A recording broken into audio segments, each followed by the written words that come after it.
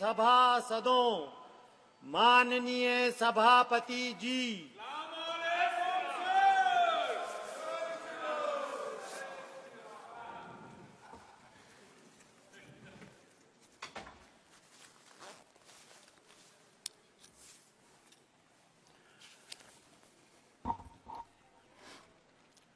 नियम 377 के अधीन सभा पट पर रखे जाने वाले मामलों के संबंध में अध्यक्ष पीठ द्वारा की जाने वाली घोषणा। जिन माननीय सदस्यों को आज नियम 377 के अधीन मामलों का उठाने की अनुमति प्रदान की है वे अपने मामलों को अनुमोदित पाठ की 20 मिनट के अंदर व्यक्तिगत रूप से सभा पटल पर रखे दें। धन्यवाद। आइटम नंबर 18 और 19 श्री इम्तियाज जलील। शुक्रिया, आपने सप्लीमेंट्री डिमांड्स के ऊपर मुझे बोलने का मौका दिया है। मैं महाराष्ट्र के एक मराठवाड़ा इलाके से आता हूं, जिसे हम सुसाइड कैपिटल ऑफ इंडिया भी कह सकते हैं।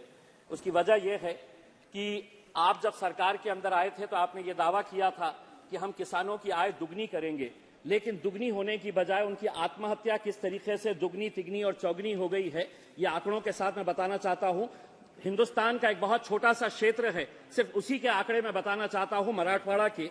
और इस मराठवाड़ा के क्षेत्र में जनवरी से लेकर नवंबर तक 1000 किसानो63 ने आत्महत्या की है, जिसके अंदर औरंगाबाद, जो मेरा चुनावी क्षेत्र आता है, 160 किसानों ने आत्महत्या की, नांदेड़ में 163 किसानों ने, बीड़ में 253 किसानों ने, उस्मानाबाद में 161 किसानों ने। ऐसे कुल मिलाकर सिर्फ एक छोटे से क्षेत्र की अगर हम बात करें तो 1000 किसानों ने आत्महत्या की है।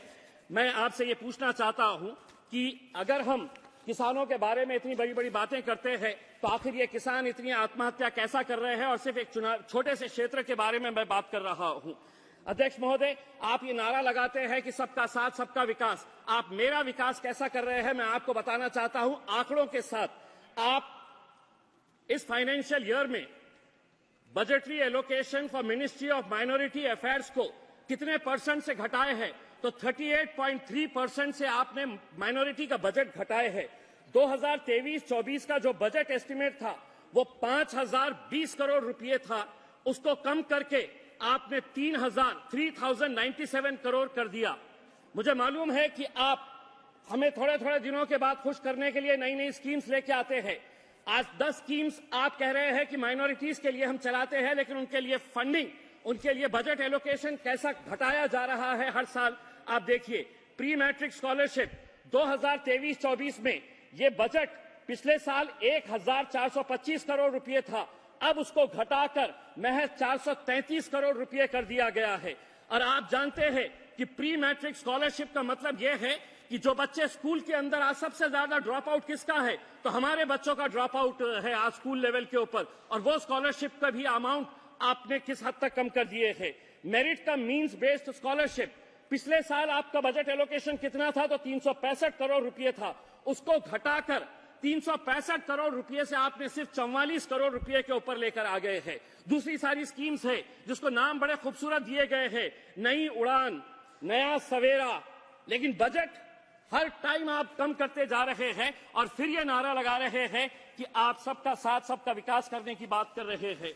अध्यक्ष महोदय, महंगाई को लेकर पंतप्रधान जी से मैं आपके जरिए एक सवाल करना चाहता हूं। मैं जयपुर गया था, वहां पर बड़े बड़े होर्डिंग्स और पोस्टर्स लगे हुए थे जिसके ऊपर आदरणीय पंतप्रधान नरेंद्र मोदी साहब की तस्वीर थी, उसके बाजू गैस सिलेंडर था, उसके नीचे लिखा हुआ था मोदी की गारंटी 450 रुपये। हम सरकार में आ गए तो मध्य प्रदेश और राजस्थान के अंदर हम 450 रुपये के अंदर गैस सिलेंडर बेचेंगे। मैं आपके जरिए मंत्री साहब से पूछना चाहता हूं, आदरणीय कराड़ साहब से, आपके महाराष्ट्र के अंदर क्यों नहीं दे रहे हैं? हमें नहीं दे रहे हैं, कम से कम आप भारतीय जनता पार्टी के लोगों को 450 रुपये में दे दीजिएगा सिलेंडर। यानी कि आप कम करना चाहे तो कर सकते हैं, लेकिन हर चीज को आप चुनाव के नजरिए से हमें कैसा फायदा मिल सकता है ये देखने की कोशिश कर रहे हैं। अध्यक्ष महोदय, आज महंगाई के बारे में और बेरोजगारी के बारे में अगर हम बात करें तो हर जगह आपने कॉन्ट्रैक्ट सिस्टम शुरू करके रखा हुआ है। इसका फायदा सिर्फ ठेकेदारों को हो रहा है, बाकी किसी को नहीं हो रहा है। ईपीएस 95 के जो पेंशनर्स हैं, जिन्होंने 20 साल 30 साल काम किया है, आपने भी कई मर्तबा इस मुद्दे को उठाए हैं, वो पूरे के पूरे यहां पर कल से जंतर मंतर के ऊपर आंदोलन कर रहे हैं। उन्हें पेंशन कितनी दी जा रही है? फाइनेंस मिनिस्टर साहब सुनिए, 800 रुपये, 1000 रुपये, 1200 रुपये, 1500 रुपये, ये पेंशन अमाउंट उनको हर महीना दी जा रही है और उसके जरिए उन्हें ये कहा जा रहा है इतने पैसों के अंदर अगर जी सके तो जियो, नहीं तो मरो, शोर मचाते क्यों हो। दूसरी बात यह है अध्यक्ष महोदय, आप गवर्नमेंट रिसीव और कुछ आंकड़ों के साथ मैं बताना चाहता हूं। अगर पिछले साल की अगर हम तुलना करें, अप्रैल अक्टूबर 22-23 जीएसटी कलेक्शन अगर पिछले साल की तुलना उसी पीरियड के अंदर अगर इस साल करते हैं तो जीएसटी ड्रॉप हुआ है 7%, इनकम टैक्स का ड्रॉप हुआ है 2%, कॉर्पोरेशन का ड्रॉप हुआ है कॉर्पोरेशन टैक्स का 5%, टोटल ड्रॉप अगर एवरेज निकालते हैं तो 5% का ये गवर्नमेंट रिसीप्ट्स का हुआ है। उसके तुलना के अंदर अगर एक्सपेंडिचर अगर देखेंगे सेम पीरियड के अंदर तो revenue expenditure less bye 1%, capital outlay less bye 4%। तो हमारा आपसे ये कहना है अध्यक्ष महोदय कि इस सप्लीमेंट्री डिमांड्स के जरिए आज डिफेंस के बारे में 11,827 करोड़ रुपए का सप्लीमेंट्री डिमांड रखा गया है। हम आपसे पूछना चाहते हैं आपकी चाइना की पॉलिसी क्या है? 25 पेट्रोलिंग पॉइंट्स हम खो चुके हैं। डेमसोंग हमारे हाथ में है क्या? इसका जवाब आप दीजिएगा। इसके ऊपर खामोश क्यों है? चाइना पॉलिसी के बारे में हमारा क्या है अध्यक्ष महोदय, इसके बारे में बता दीजिएगा, वरना अगर यही हाल रहा तो आगे चलकर हम सियाचिन को भी खो डालेंगे।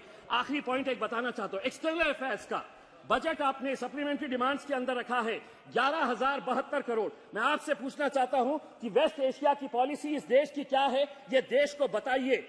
आज हम हिंदुस्तान की सरकार से यह अपील करते हैं कि इस्राइल की हम कड़ी निंदा करते हैं कि फलस्तीनियों के अंदर जो आज 20,000 बच्चों को, सब महिलाओं को जो मारा गया है, 12 लाख लोग बेघर हो गए हैं, जेनोसाइड हो रहा है वहां पर, और हम मदर ऑफ डेमोक्रेसी बनकर बैठे हैं और खामोश बैठे हैं। मैं भारत सरकार से यह अनुरोध करता हूं कि फौरन जल्द से जल्द एक कंडेम करे इसका और इजराइल गवर्नमेंट को कहे कि फौरन सीज फायर लाया जाए इस मुद्दे के ऊपर। अध्यक्ष महोदय सिर्फ 30 सेकंड का वक्त दीजिएगा। मैं आपसे ये, फाइनेंस मिनिस्टर साहब भी औरंगाबाद से आते हैं, मैं आपसे ये अनुरोध करूंगा करार साहब कि औरंगाबाद से महज 30 किलोमीटर की दूरी के ऊपर नारायणपुर एक गांव है सर, वहां पे 3,335 ऐसे सिर्फ मेरे ही कॉन्स्टिट्यूएंसी, हमारी कॉन्स्टिट्यूएंसी के ऐसे स्कूल्स है कि जहां पर पक्की छत नहीं है, टीन के शेड के नीचे बच्चे पढ़ रहे हैं, और आप ये दावा कर रहे हैं कि एजुकेशन के ऊपर सबसे ज्यादा बजट एलोकेशन इस बार किया गया है। तो ये पैसा जा कहां रहा है, हम आपसे ये सवाल करना चाहते हैं। Thank you.